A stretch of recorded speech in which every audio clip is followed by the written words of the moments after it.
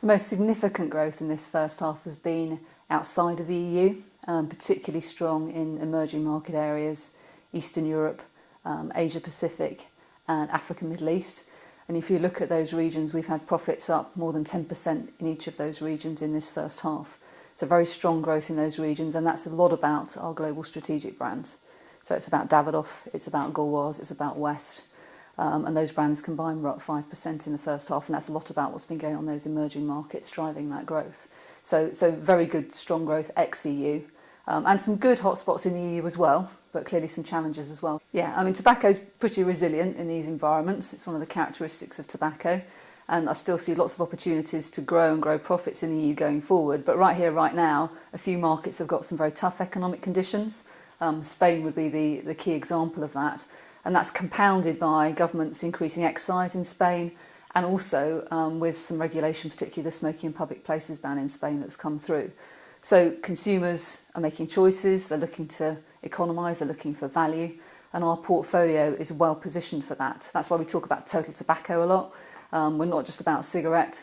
Fine cut gives consumers a great opportunity to seek value in markets, and even though cigarette is down in Spain currently, we're growing rapidly in fine cut, and that market was up, I think, 18% in the first half.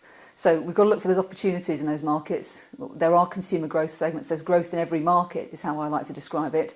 We've got to make sure we're positioning our portfolio to grow with those growth segments. In Spain at the moment, it's still tough. It's been a tough few months in terms of the overall cigarette market in particular.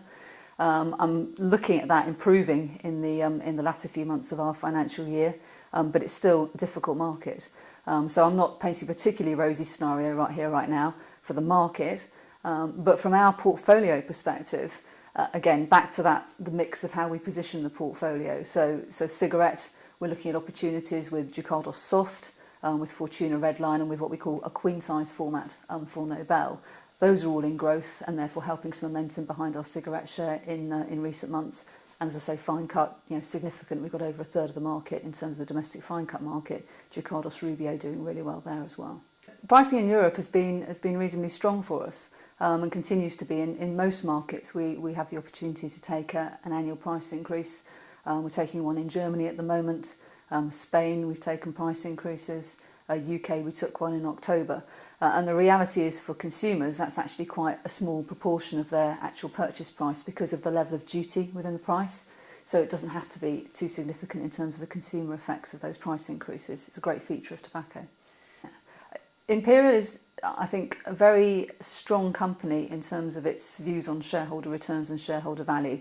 We set out our stall in 1996 to be out and out about the shareholders and doing what's best for the shareholders, and that absolutely holds true in terms of any M&A combination or whatever happens to be out there in terms of the business. We have to look at that from a shareholder value creation perspective. So that would apply to any approaches or anything else that happened with the business, but for now I see that as pretty unlikely.